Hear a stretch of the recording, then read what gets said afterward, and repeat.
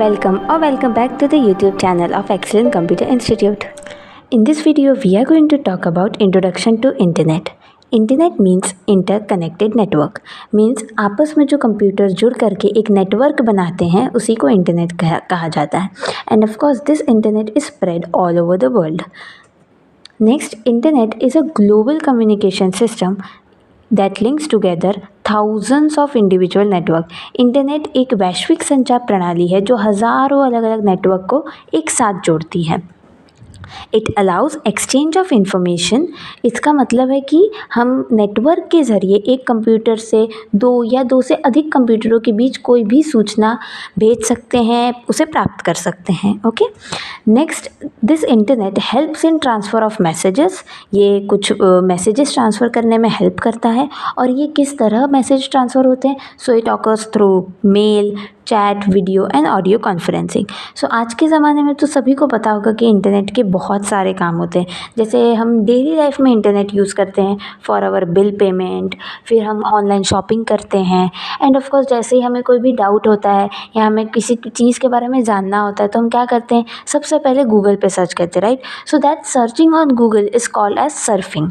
सो वो हम करते हैं इंटरनेट पे. नेक्स्ट, इंटरनेट पे we also do tutoring. Tutoring means होता है कि पढ़ाना. जैसे बहुत से ऐसे टीचर्स हैं जो इंटरनेट पे पढ़ाते हैं जिससे काफ़ी स्टूडेंट्स को हेल्प होती है. नेक्स्ट इज़ हम इंटरनेट से वर्क कर सकते हैं कोई भी. And next is of course communicating with peers, मतलब कि हम अपने दोस्तों से, हम अपने फैमिली मेम्बर्स से बातें कर सकते हैं इंटरनेट से, जो हम लॉन्ग डिस्टेंस पे रहते हैं उनसे. नेक्स्ट, लेट्स टॉक अबाउट कि how internet works. Okay. So first is कि अगर हमें कोई एक कंप्यूटर से दूसरे कंप्यूटर में कोई भी मैसेजेस भेजना है या कोई भी फाइल्स हो गए वो भेजना है, तो हमें क्या होगा? अगर हम उसे वायर से कनेक्ट करने की कोशिश करेंगे तो वहाँ पे बहुत सारे वायर्स हो जाएंगे और वो एक बहुत कॉम्प्लिकेटेड नेटवर्क बन जाएगा, राइट.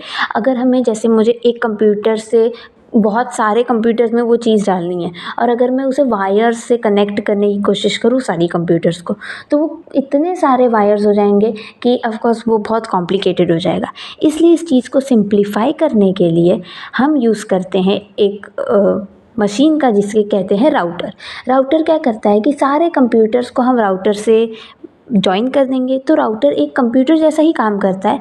वो एक ट्रैफिक सिग्नल जैसा काम कर सकता है कि या तो हम जो भी मैसेज भेजेंगे वो चला जाएगा या तो रुक जाएगा. जैसे अब समझ लीजिए मुझे ए कंप्यूटर से किसी एक ई कंप्यूटर में मैसेज भेजना है. सो क्या होगा? I will send it from here, right. फिर वो बाकी कनेक्शंस में नहीं जाएगा, वहाँ पे वो रुक जाएगा and it will only go to the computer ई.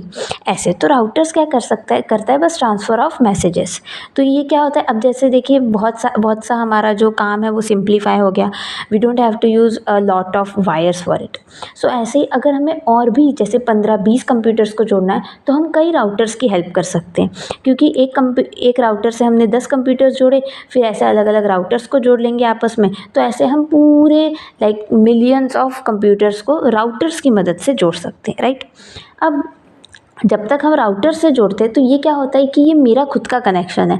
जैसे I want to send my any file from a computer to F computer, या कोई भी कंप्यूटर में मैं भेजना चाहूँ अपने ही, तो मैं इस राउटर्स की मदद से भेज सकती हूँ.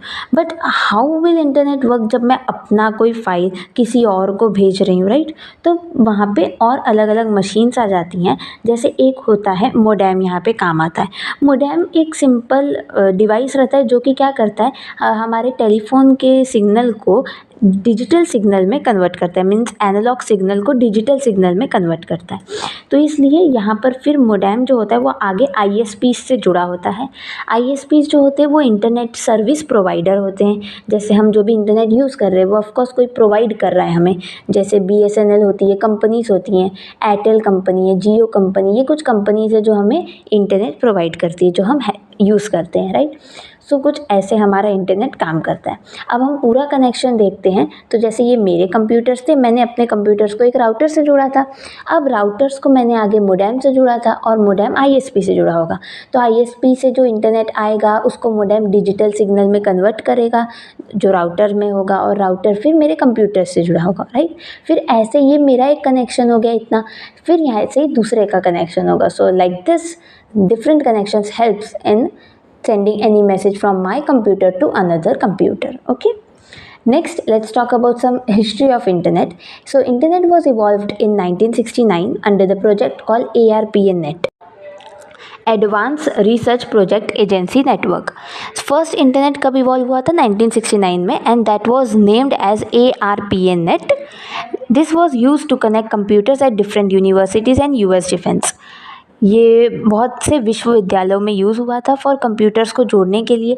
क्या होता था कि अगर हमें एक भी कंप्यूटर से किसी दूसरे कंप्यूटर में कुछ भेजना है, सो ये जो नेटवर्क होता है उससे वो चीज़ें काफ़ी आसान हो जाती हैं। ओके, नेक्स्ट, फिर इसके बाद धीरे धीरे जो ये इंटरनेट था वो बहुत से लोग यूज़ करने लगे, जैसे इंजीनियर्स, साइंटिस्ट, स्टूडेंट्स, रिसर्चर्स। ये भी एक कंप्यूटर से दूसरे कंप्यूटर में इंफॉर्मेशन को एक्सचेंज करने के लिए इसे यूज़ करने लगे थे। नेक्स्ट, इन 1990s मीन्स 1990s तक बहुत सारे प्राइवेट नेटवर्क्स आ गए थे, जैसे ARPANET तो पहले ही था, एंड देन आ गया था NSF net. The full form of NSF net is national science foundation network. Next, let's talk about what can we do on internet. हम इंटरनेट पर क्या कर सकते हैं, ये किसी को बताने की ऑफकोर्स ज़रूरत ही नहीं रहती है, क्योंकि हम इंटरनेट के बिना हम अपना वन डे भी इमेजिन ही नहीं कर सकते, बिकॉज कि हमारा दिन ही स्टार्ट होता है इंटरनेट से। हम इंटरनेट पे लोगों से बातें करते हैं, हम सेंड और रिसीव करते हैं बहुत सारी ईमेल, मैसेजेस और कई सारे एप्लीकेशन से मैसेजेस। फिर नेक्स्ट होता है कि हम बहुत सारे फ्री सॉफ्टवेयर्स डाउनलोड करते हैं, एप्लीकेशन सॉफ्टवेयर्स डाउनलोड करते हैं। नेक्स्ट इज़ हम अपना ओपिनियन दे सकते हैं। यहाँ पे एक एग्जांपल दिया है, to a Usenet news group. बाकी हम कोई भी जैसे ब्लॉग्स होते हैं या फोटोज़ होते हैं, वीडियोज़ होते हैं, जिस पे हम अपना ओपिनियन रखते हैं, हम कमेंट वगैरह करते हैं, right. Next is Surf the world wide web. तो सर्फ मीन्स होता है सर्च करना, तो ये हम सर्च कर सकते हैं। And of course there is no charge for most services. कुछ ऐसे भी सर्विसेज होते हैं इंटरनेट पर जिसके लिए हमें कोई चार्ज देने की ज़रूरत नहीं पड़ती, जैसे आजकल आप फ्री में बहुत सारे वीडियोज़ देखकर बहुत सारी चीज़ें, बहुत सारे नॉलेजेस ले सकते हैं, right. Next, let's talk about some important points about how internet works.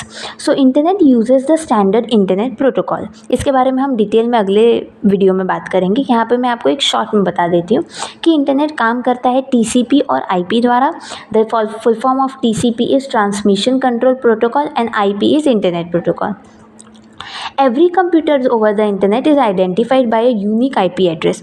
मतलब इंटरनेट पर जितने भी कंप्यूटर होते हैं उनकी खुद की एक पहचान होती है, एक IP एड्रेस होता है। जैसे हमारे घरों के एड्रेसेस होते हैं कि हाँ हम इस घर पे रहते हैं, तो वो हमारा एक एड्रेस हो जाता है जिससे हम जाने जाते हैं।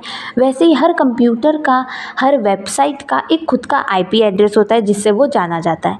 And that IP address is a unique set of number. वो नंबर्स के सेट होते हैं and the number is from 0 to 255। वो क्या करता है, आइडेंटिफाइज अ कंप्यूटर लोकेशन। मतलब ऑफकोर्स जैसे हमारे एड्रेस से हम अपना लोकेशन बता सकते कि हम यहाँ रहते हैं, वैसे ही IP एड्रेस एक ऐसा सेट ऑफ नंबर होता है जिससे हमें कंप्यूटर की लोकेशन पता चलती है। अब a special computer DNS domain name server is use to give a name to an IP address. मतलब DNS जो डोमेन नेम सर्वर होता है वो used to give a name to an IP address. वो IP एड्रेसेस को एक name दे देता है जिससे हमें वो कंप्यूटर को लोकेट करना आसान हो जाता है। फॉर एग्जाम्पल यहाँ पे दिया गया a DNS server will resolve a name, ऐसा कोई वेबसाइट है, to a particular IP address. और वो इंटरनेट एड्रेस कैसा होगा, it will be from 0 to 255। So that's it for this video. Thanks for watching. Don't forget to like, share and subscribe.